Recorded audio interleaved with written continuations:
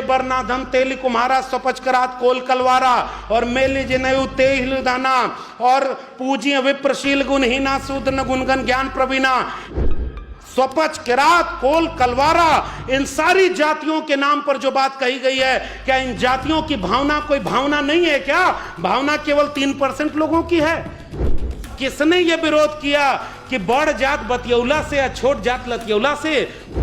मेरे प्रिय कवि हैं तुलसीदास, लेकिन जहां गड़बड़ है वहां प्रिय नहीं है। मैं कहूंगा कि आपने वर्ण व्यवस्था स्थापित की, आपने इन जातियों के खिलाफ बोला है और मैं इस बात पर कायम हूं। अगर ओरिजिनल ओबीसी होते, वो विरासत में वो दर्द पाए होते, वो जोखिम उठाए होते, तो इतने साल प्रधानमंत्री रहने के बाद एक बार मंडल कमीशन का नाम लिए होते। अगर नहीं लिए तो तुम फेक ओबीसी हो। कोई सांप्रदायिक दंगा और मंदिर मस्जिद की लड़ाई इस मुल्क के कमेरा 90% लोगों की लड़ाई नहीं है, क्योंकि वहां हमें अपमानित किया गया है और उस अपमान को हम बोले भी ना। और बीजेपी चिंता कर रही है पसमानदा की, एक तरफ लिंचिंग, एक तरफ मस्जिद पर हमला और दूसरी तरफ पसमानदा को हक। सबसे पहले मैं ओबीसी महासभा के उन तमाम साथियों का उत्साहवर्धन करना चाहता हूं जिन्होंने देश की राजधानी दिल्ली में इतना बड़ा ये जलसा किया और देश भर के तमाम लोगों को इकट्ठा करके आज ये आयोजन किया है। उन सभी का आभार, क्योंकि इस देश में आज भी एक बात बोली जाती है देश के कोने कोने में कि जिस दिन ओबीसी जाग जाए उस दिन देश बदल जाएगा। मुझे लग रहा है कि इस तरह के आयोजन और इस तरह के तमाम खेमे के लोगों को एक साथ बिठाकर एक संदेश तो दिया जा रहा है कि सोया अब तो कोई नहीं है, जाग तो सब गए हैं, अब बदलाव भारत का बहुत दूर नहीं है। मैं इस उम्मीद से इस कार्यक्रम के आयोजकों को बधाई देता हूं। और यह बात इसलिए भी गौरतलब है कि इस मुल्क की आधी से ज्यादा आबादी जिसे एक पहचान के नीचे संगठित होकर के इस मुल्क को बनाने और बचाने की लड़ाई लड़ने का मादा रखती है, उन किसान कामगार कमेरा मेहनतकश आवाम के बीच ये जितनी ओबीसी में आने वाली जातियां हैं, ये सब वो लोग हैं जिन्होंने अपने हाथ से श्रम करके इस दुनिया को रहने लायक बनाया है। तो ये दुनिया बर्बाद हो रही हो तो बचाने वाले भी आप ही हैं। और इसलिए मैं इस उम्मीद के साथ अपने उन तमाम नायकों और मंच पर बैठे हुए तमाम वरिष्ठ लोग जो बोलकर चले गए या अभी हैं, उन सब को जब सुनता हूं तो बतौर नागरिक मुझे एक गर्व होता है, एक हिम्मत मिलती है कि आज हम जैसे तमाम नौजवान जब इस मुल्क के तानाशाहों के आंख में आंख डाल करके हक हुकूक की बात बेखौफ होकर के बोल पा रहे हैं, तो उन तमाम लोगों का संघर्ष शामिल है जिन्होंने हमें यह जगह मुहैया कराई है। अगर ये न लड़े होते तो शायद हमें यह मौका न मिल पाता। उनमें से कुछ तस्वीरें इस पोस्टर पर हैं। कुछ लोग अभी हाल ही में गुजरे समाजवादी आंदोलन के तमाम नेताओं में से शुमार माननीय नेताजी मुलायम सिंह यादव जी और शरद यादव जी, इन दोनों की स्मृतियों को भी याद करते हुए मैं ये बात कह रहा हूं कि अभी तमाम विरासत के लोग अभी हमारे बीच हैं जिन्होंने जाने कितनी लाठियां खाई, जाने कितने आंदोलन किए, संघर्ष किए। आप सब ने जो लड़ाई लड़ी हमें वो विरासत में मिली है, तो हिम्मत भी हमें वो विरासत में मिली है और इस लड़ाई को आगे बढ़ाएंगे, इसका भरोसा और वादा हमें इस आंदोलन से करना चाहिए। और मुझे खुशी है सीमा कुशवाहा जी ने जब बोला तो इस बड़ी एका में जो चीजें ज्यादा ध्यान देने वाली हैं उसकी तरफ आपको इशारा कर दिया है।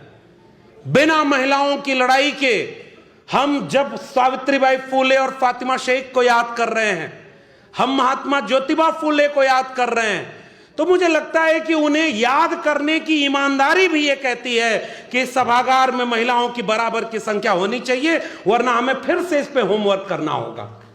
इसलिए मैं उसको साथ देते हुए, और हमारे बिहार के मंत्री जी हैं और अली अनवर साहब, जिस एक दूसरे पहलू को रख करके गए कि ये ओबीसी एकता भी तब तक मुकम्मल नहीं है जब तक इसमें किसान, कामगार, कमेरा जातियों में पसमानदा का जिक्र पूरी ताकत से ना हो। इसलिए मैं उनकी भी बात का समर्थन करते हुए तब इस ओबीसी में एकता को मुकम्मल मानता हूं। और फिर 2-3 मुद्दे, क्योंकि वक्त बहुत हो गया है, हम लोग तो वैसे भी बहुत कुछ बोल चुके हैं और बोलेंगे। इस मंच पर जितने भी पूर्व के वक्ता थे उनकी बातों का समर्थन करते हुए, ये ओबीसी एकता इसलिए भी जरूरी है, और इस मुल्क में ओबीसी लोगों, आपको भी घर घर जाकर के ये बात कहना जरूरी है कि ये ओबीसी महासभा ने जो काम शुरू किया है, इसके पहले तमाम लोगों ने ये लड़ाई लड़ी है। और सबसे पुराने, पहले चले जाइए उन तमाम जातियों के बीच, तथागत बुद्ध से लेकर के कबीर, रैदास, पलटू दादू, भीखा, बुल्ले शाह, बाबा फरीद और नारायण गुरु बसवन्ना चोखा मेला, इन तमाम कमेरा लोगों ने जो विरासत में बनाया, उसे महात्मा ज्योतिबा फुले और शाहू जी ने आगे बढ़ाया। और उत्तर भारत में समाजवादी आंदोलन के नेता डॉक्टर राम मनोहर लोहिया जिस दौर में लड़ रहे थे, बिहार में त्रिवेणी संघ बना था और उत्तर भारत में अर्जक संघ, इन सब ने उन कमेरा लोगों को अंधविश्वास, पाखंड और इन सारी चीजों से निकाल करके वैज्ञानिक, तर्कशील, मानवतावाद और समाजवाद के आंदोलन के जरिए एकजुट करने का एक लंबा काम किया है। इसलिए ओबीसी किसी दौर में सोया नहीं था, न अभी सोया है, वो तब भी जगा था और आज भी जगा है और आगे जगा रहेगा। जवाब नंबर 1। अब दूसरी बात, शिकायत फिर ओबीसी से क्यों होती है कि ओबीसी अगर जाग जाए तो ये सब बदल जाए? क्योंकि जब आपकी आबादी इस मुल्क की आधी आबादी से ज्यादा है तो जिम्मेदारी भी आपकी ज्यादा है। ये इसलिए मैं इस बात पर जोर देने आया हूं। अगर आपकी आबादी ज्यादा है और आपके पास मौका है तो आइए एक बड़ी एका बनाएं, और वो बड़ी एका ऐसी एका नहीं होनी चाहिए जैसे इस देश का, मुल्क का निजाम जैसा झूठ बोलता है वैसा झूठ बोल करके हम कोई आंदोलन नहीं कर पाए। जब तक गुजरात का मुख्यमंत्री होने के बाद वो राजनेता महोदय, उनको जाति नहीं याद आई। जब प्रधानमंत्री का चुनाव लड़ना हुआ तो मैं ओबीसी मां का बेटा हूं, सेल्फ मेड ओबीसी हैं वो। असल में अगर ओरिजिनल ओबीसी होते, वो विरासत में वो दर्द पाए होते, वो जोखिम उठाए होते, तो इतने साल प्रधानमंत्री रहने के बाद एक बार मंडल कमीशन का नाम लिए होते। अगर नहीं लिए तो तुम फेक ओबीसी हो, ये बात हम कहने आए। और आपसे भी शिकायत ओबीसी महासभा के लोगों, इसमें मंडल की तस्वीर नहीं है। बीपी मंडल की तस्वीर इसमें होनी चाहिए, क्योंकि डॉक्टर भीमराव अंबेडकर के बाद उस शख्स ने इन बिखरी हुई 3743 जातियों को एक पहचान दिया, ओबीसी। और आज चुनाव जीतने के लिए प्रधानमंत्री से लेकर कैबिनेट मंत्री तक को भी बताना पड़ रहा है कि हम ओबीसी हैं, तो ये अपनी ताकत को पहचानिए और अपनी विरासत से जुड़िए, आधा काम यही हो जाएगा। और इसलिए कह रहा हूं, मंडल का नाम लेना क्यों जरूरी है इस मुल्क के निजाम को। आप कहते हो कि ओबीसी हैं, तो मंडल की बात इसलिए हम कर रहे हैं। हमारे अतिथि महोदय बोल कर गए, बाबा साहब ने जब इस्तीफा दिया तो हिंदू कोड बिल के बाद ओबीसी कमीशन न गठित किए जाने का एक बात कह करके गए थे। अफसोस, इस मुल्क के ओबीसी घरों में बाबा साहब भी देर से पहुंचे हैं, लेकिन अब पहुंच रहे हैं और इसमें ओबीसी महासभा जैसे तमाम संगठनों की जरूरत है। और उस मंडल की जितनी अनुशंसाएं बची हैं वो हमारी लड़ाई का हिस्सा होना चाहिए। 27% आरक्षण तो दबाव में दिया गया था। मंडल कमीशन की अनुशंसा कह रही है 52% आबादी को 52% रिजर्वेशन मिलना चाहिए। यह सबसे बड़ा सवाल था। इस देश का ओबीसी प्रधानमंत्री अगर वाकई ओबीसी है तो पहली घोषणा यह करे कि मंडल कमीशन की केवल 2 सिफारिशें लागू हैं। आज की डेट से इस मुल्क में 52%, और 52% क्यों भाई? ये तो 1931 की जनगणना, और 1977 और 80 में रिपोर्ट, 1991-90 में लागू, 2021 में 2000 जो जनगणना होनी थी, कम से कम 2023 में सबसे पहले जाति जनगणना करके गिनो कि हमारी आबादी कितनी है, और जितनी आबादी है फिर उतने आरक्षण की घोषणा करो, तब हम मानेंगे कि तुम ओबीसी हो, वरना फेक ओबीसी रहोगे। इसलिए केवल ये बात मैं जोर देकर के कहने वाला हूं कि हम लोगों के बीच जाएंगे तो ये मुद्दा कैसे समझाएंगे, क्योंकि फिलहाल ये कार्यक्रम कन्विंस करने का हो रहा है। हम सब जागरूक लोग हैं। तो मंडल कमीशन की अनुशंसा में प्राइवेट सेक्टर में रिजर्वेशन, प्रमोशन में रिजर्वेशन नहीं है, तो इस मुल्क के 99% प्रोफेसर, 99.99% जज, इंजीनियर, वकील, डॉक्टर आज भी 3% लोगों के कब्जे में है। इसलिए हम कह रहे हैं प्रमोशन में रिजर्वेशन, प्राइवेट सेक्टर में रिजर्वेशन, और जितनी आबादी है उतना रिजर्वेशन दोगे तब मानकर चलिए कि ओबीसी की असली लड़ाई आगे बढ़ेगी।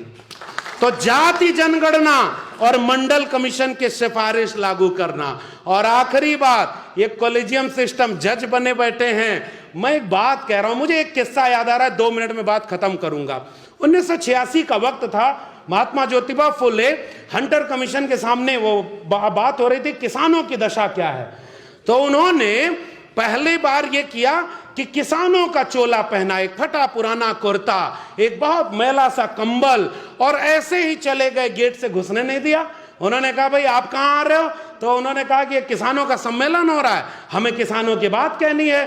तो उन्होंने कहा कि भाई आप कौन? तब तक पहचान गए लोग कि अच्छा आप ज्योतिबा फुले हैं। तब उन्होंने जाकर उस कमीशन के सामने एक बात कही थी, ये सारे लोग जो भरे पेट और अच्छे कपड़ों में बैठे हैं, इन्हें पता ही नहीं किसानों का दर्द क्या है। आपको ये बताने के लिए कि किसान होता क्या है, मैं इस लिबास में आया हूं, क्योंकि आपको पता ही नहीं किसान कितना दर्द सह करके वो जीवन जी रहा है, और ये भरे पेट वाले उनका दर्द क्या बताएंगे। इस मुल्क को अगर बचाना है ओबीसी महासभा के लोगों, तो ओबीसी को तो एकजुट करना ही करना है, इसके अलावा आपके पास कोई रास्ता नहीं है। जब भारत बर्बाद होगा, संविधान बर्बाद होगा, तो कितनी भी बड़ी जाति की महासभा होगी, एक दिन उसका भी नंबर आएगा। इसलिए जाति के सम्मेलनों से तो यह बचाव नहीं होने वाला। छतरी तो एक ही बनेगी, और वो ओबीसी की बनेगी। और जब आप ओबीसी के नाम पर लोगों को एकजुट होंगे, तो अपने आप आपको अपने कुछ भाई नजर आएंगे, जिन्हें जैसे जाति के नाम पर ओबीसी बनाकर प्रताड़ित किया गया, वैसे इस मुल्क में इस देश के मूल निवासी आदिवासी हैं जो जल जंगल जमीन बचाने की लड़ाई लड़ रहे हैं। अपने आप दर्द का रिश्ता आपका उनसे बनेगा, इस देश के दलितों से बनेगा, और 90% लोगों की एकजुटता अपने आप बन जाएगी। इसलिए मैं आपको बधाई देते हुए, अगला कार्यक्रम किसी दिल्ली, बंबई, लखनऊ और भोपाल में मत करिएगा, अगला कार्यक्रम किसी गांव चौराहे पर करिएगा। हम सारे लोग आएंगे और इसमें से बहुत सारे लोग चलेंगे। 90% को एक करना है, और इसकी जिम्मेदारी ओबीसी महासभा की है। और यह बात बाबू जगदेव प्रसाद और जगदेव बाबू ने क्या कहा, पहले डॉक्टर लोहिया ने, सन सोपा ने बांधी गांठ, पिछड़ा पावे 100 में 7, उस नारे को आगे बढ़ाकर जगदेव बाबू और रामस्वरूप वर्मा ने क्या कहा। और आखिरी जाते जाते टिप्पणी करना जरूरी समझता हूं, जब जगदेव बाबू और रामस्वरूप वर्मा का जिक्र हो रहा है, तो थोड़ा रामचरितमानस भी सामने आएगा। और भाटी साहब चले गए, अरसे बाद समाजवादियों के बीच अतुल जी बैठे हुए हैं, ऐसे लोग जिन्होंने अपने ऐसे लोगों को हराया है कि वो किसान कामगार कमेरा की आवाज क्या होती है, ये यहां बैठे हुए हैं। और भाटी साहब चले गए, मैं उनके सामने ये बात बोलना चाह रहा था।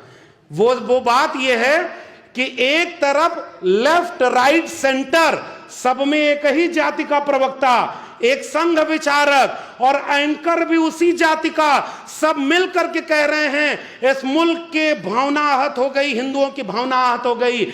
ओबीसी महासभा के लोगों, एक सवाल आपसे पूछना और इस मंच के सवाल को गांव-गांव ले जाना। जे बरनाधम तेली कुम्हारा स्वपचकरात कोल कलवारा और मेले जिनयु तेहिल दाना और पूजिय विप्रशील गुणहीना शूद्र न गुणगन ज्ञान प्रवीणा, इनमें जितनी आभीर जातियों का स्वपच, किरात, कोल, कलवारा, इन सारी जातियों के नाम पर जो बात कही गई है, क्या इन जातियों की भावना कोई भावना नहीं है क्या?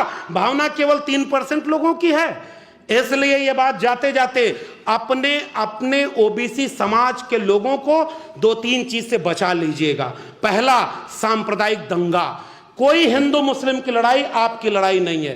यह लड़ाई केवल और केवल अपने हक हुकूक, जल जंगल, जमीन और संपत्ति की हिस्सेदारी 1% लोग 40.5% कब्जा किए हुए हैं और 50% लोग 3% पर गुजारा कर रहे हैं। और इसको अगर बढ़ा दीजिए तो 10% लोगों के पास इस देश की 90% संपत्ति है और 90% लोग 10% पर गुजारा कर रहे हैं। जाति जनगणना का सवाल इसलिए जरूरी है कि पहचान खुलकर सामने आ जाए कि वो 10% कौन है और ये 90% कौन है।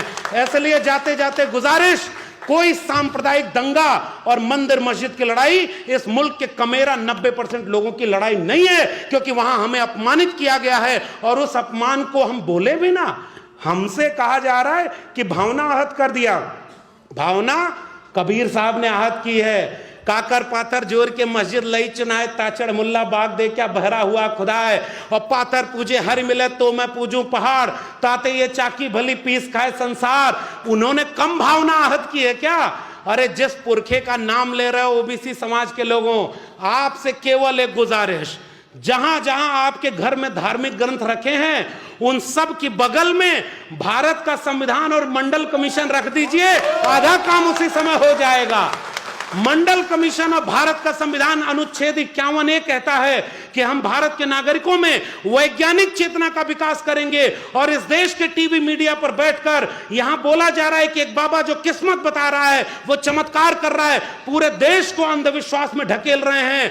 बिरसा, फूले, अंबेडकर, पेरियार के वारिसों, आपके ऊपर जिम्मेदारी केवल अपनी जाति और अपने लोगों को बचाना नहीं है, इस मुल्क को बचाना है, क्योंकि इस मुल्क को हमारे पुरखों ने बनाया है। ये बर्बाद कर रहे हैं। आप बताइए, अपने दोस्त को अमीर बनाया और कल को उसका शेयर गिर गया और वो भी कोई फ्लाइट पकड़ करके विदेश भाग गया तो क्या होगा? और इसलिए इस देश को बेच दिया है। हमारी लड़ाई सांप्रदायिकता की लड़ाई नहीं है, हमारी लड़ाई पाखंड की लड़ाई नहीं है, अंधविश्वास की लड़ाई नहीं है। घर घर मंडल कमीशन की रिपोर्ट पहुंचाइए, घर घर भारत का संविधान पहुंचाइए। और जिस तरह से इन झूठे लोगों ने कहा हर घर तिरंगा, हर हाथ तिरंगा, 26 जनवरी पर एक बार यह भी बोल देते हर घर संविधान और घर घर संविधान। और इस महासभा में जाते जाते केवल एक गुजारिश, आइए इस मुल्क को, एक बार रथ चला था ना मंडल के विरोध में, कमंडल का, पहचानो भाई। बिहार के मंत्री बैठे हुए हैं, जाति जनगणना की घोषणा हुई तो विरोध में कौन आया? मैं आपसे सवाल पूछ रहा हूं, जाति जनगणना के विरोध में कौन आया? झारखंड में जब आरक्षण बढ़ा के 77% किया गया है, राज्यपाल किसका है जो सिग्नेचर नहीं कर रहा है? छत्तीसगढ़ में जब आरक्षण SC ST OBC तीनों का बढ़ाया गया तो आरक्षण का विरोध कौन कर रहा है? यहां आएंगे तो कहेंगे मैं ओबीसी मां का बेटा हूं, मैं फकीर आदमी हूं। और आपके आरक्षण का विरोध ये सारे वही लोग कर रहे हैं जो आपको हिंदू बनाने आते हैं। ये आपके आरक्षण के विरोधी हैं। और इसलिए मैं कह रहा हूं, ये बजरंग दल, विश्व हिंदू परिषद, युवा वाहिनी और ये सारे लोग पूरे देश में गालियां दें, एक मुकदमा नहीं होगा। और इस मुल्क में स्वामी प्रसाद मौर्य और शिक्षा मंत्री बिहार चंद्रशेखर पर मुकदमा होगा, जो बोलेगा उस पर मुकदमा होगा। तो भाइयों एक बात सुनो, डॉक्टर राम मनोहर लोहिया, भारत आजाद हुआ तो लोग सत्ता में बैठे और राम मनोहर लोहिया नहर रेट आंदोलन के लिए सड़क पर लाठी खा रहे थे। उन नायकों को आपने तस्वीर में लगाया है। केस, मुकदमा, ये आपसे कभी आपकी आवाज नहीं रोक पाएगा। कबीर, ज्योतिबा फुले, शाहू जी महाराज, डॉक्टर भीमराव अंबेडकर, डॉक्टर राम मनोहर लोहिया, मंडल कांशीराम, ये मुकदमे और जेल से डर गए होते तो आज हम उनको याद नहीं कर रहे होते। आपको आखिरी बात, केवल गुजारिश, नकारात्मकता तो देखिए बहुत है, मैं भी चाहता तो यहां आपको बहुत सारी कमियां गिना देता कि ओबीसी में ये कमियां हैं। अरे बहुत कमियां हैं, फिर भी गुंजाइश इतनी है कि अगर न्यूनतम सहमति पर भी बृहत्तम एका बना लेंगे, ये मुल्क अपने आप बचा लेंगे। इसलिए कमियों की बात मैं नहीं कर रहा। और वसीम बरेलवी का शेर पढ़ के जा रहा हूं, उसी को जीने का हक है जो इस जमाने में इधर का दिखता रहे और उधर का हो जाए। ऐसे लोगों को पहचानिएगा जो लिबास आपकी जाति का पहनकर आएंगे, आपके ओबीसी का पहनकर आएंगे, आपके दलित का पहनकर आएंगे। पसमानदा, और बीजेपी चिंता कर रही है पसमानदा की। एक तरफ लिंचिंग, एक तरफ मस्जिद पर हमला और दूसरी तरफ पसमानदा को हक। एक तरफ सारे सरकारी संपत्ति बेच दो। जाति जनगणना की मांग इतनी ताकतवर हो गई कि जनगणना ही नहीं करा रहे। अरे ये डरपोक लोग हैं, थोड़ी हिम्मत और बढ़ाइए, सारी मांग आपकी मान लेंगे। इसलिए पहचानिए, कुल्हाड़ी में लगी लकड़ियों की वजह से जंगल की लकड़ियों को समझाया जाएगा कि ये कुल्हाड़ी में लकड़ी तुम्हारी जाति की तो है, अहिर कुर्मी कोयरी। मैं आपको कहने आया हूं, इस देश में गाली किसने बनाई कि अहिर गणरिया कुर्मी चोर धर सारे का टंगरी तोर? ये किसने गाली बनाई? किसी मुसलमान ने बनाई क्या? किसी दलित ने बनाई क्या? किसी आदिवासी ने बनाई क्या? और किसने ये विरोध किया कि बड़ जात बतियौला से या छोट जात लतियौला से? उनके भी मेरे प्रिय कवि हैं तुलसीदास, लेकिन जहां गड़बड़ है वहां प्रिय नहीं है। मैं कहूंगा कि आपने वर्ण व्यवस्था स्थापित की, आपने इन जातियों के खिलाफ बोला है और मैं इस बात पर कायम हूं। और जाते जाते कुल्हाड़ी की लकड़ी की पहचान को अपनी पहचान से जोड़ेंगे। उत्तर प्रदेश, अभी अतुल भाई बोलेंगे तो समझ में आएगा। लोगों को बदनाम किया, किन जाति के लोगों का थाने में वर्चस्व है, सब लूट लिया। ओबीसी का सारा हक अहिर कुर्मी कोयरी ने लूट लिया, इन्होंने इनका लूट लिया। अरे इसीलिए तो हम कह रहे हैं जाति जनगणना करा दो, पता चल जाएगा कितना लूट लिया। इसमें तुम क्यों विरोध में आ जाते हो? जाति जनगणना का विरोध केवल ब्राह्मण क्यों करता है भाई? अगर यादवों ने, कुर्मी कोयरी ने ज्यादा, क्योंकि पता है ज्यादा लूटा नहीं है। कितने वाइस चांसलर, कितने जज, कितने वकील, कितने डॉक्टर इंजीनियर अहिर कुर्मी कोयरी के बन गए भाई। आपको जो लड़ता है ना, सबसे पहले उसे बदनाम किया जाता है, इसलिए ताकि बाकी जातियों को कहा जाए अब उधर कुछ नहीं मिला इधर आओ। तो उत्तर प्रदेश में जिन लोगों को कहा गया कि बहुत कुछ मिलेगा इधर आओ, राम मंदिर की आड़ में नींव की ईंट वही बने हैं, सब कुछ लूटा आपका भी जाएगा। जाते जाते गुजारिश, शरद यादव को याद करते हुए मैं कह रहा हूं, इसी सम्मेलन में मैंने पहली बार शरद यादव को सुना, नेताजी को सुना। नेताजी उस समय के नेता, जब राम मंदिर आंदोलन मंडल के विरोध में कमंडल, तो उन्होंने हिचक नहीं दिखाई। संविधान पर जो खतरा बनकर आए थे, उन तमाम आतताइयों पर गोली चलवाई थी, इसलिए हम उनके विरासत को याद करते हैं। और लालू जी, उन्होंने उस आतताई दंगाई रथ को रोका था। हम कमजोर नहीं हैं, हां वो ताकतवर जरूर हो गए हैं।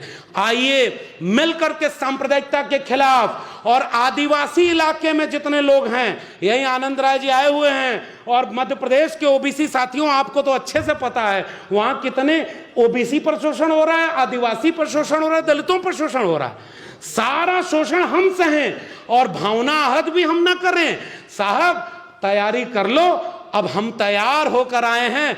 बिरसा, फूले, अंबेडकर, पेरियार के वारिस। जितना भावना आहत गुलामगिरी ने नहीं किया, जितनी भावना आहत एनिलेशन ऑफ कास्ट में बाबा साहब ने नहीं किया, उसकी आधी भी भावना अगर हम आहत कर दिए तो ये मुल्क 90% कमेरा लोगों का बन जाएगा। इसलिए शरद यादव को याद करते हुए कह रहा हूं, अब हमें नाक छोटी करनी होगी और दिल बड़ा करना होगा। हम सब की नाकें लंबी हो गई हैं, अगर कटेगी तो किसी की नाक नहीं बचेगी। इसलिए आइए दिल बड़ा करें, जिसकी संख्या ज्यादा है 2 कदम पीछे आ जाए, और जो हमसे पीछे रह गया उसको कंधे पर बिठाकर आगे ले जाएं। कोई हमारी एकता नहीं तोड़ पाएगा। इसलिए जाते जाते गुजारिश, अब इस ओबीसी महासभा का सम्मेलन गांव गांव हो, हम हर जगह साथ में खड़े रहेंगे, और फिर एक सम्मेलन कराइएगा। ओबीसी महासभा, आदिवासी संगठन और दलित संगठनों को मिलाकर कराइएगा। 90% लोगों का संगठन, मिलकर लड़ेंगे, मिलकर बचाएंगे। ये मुल्क हमारे पुरखों ने बनाया, हम उसे बचाएंगे ताकि आने वाली पीढ़ियां हमें नालायक न समझें। आपने मुझे बोलने का मौका दिया, बहुत बहुत धन्यवाद, शुक्रिया।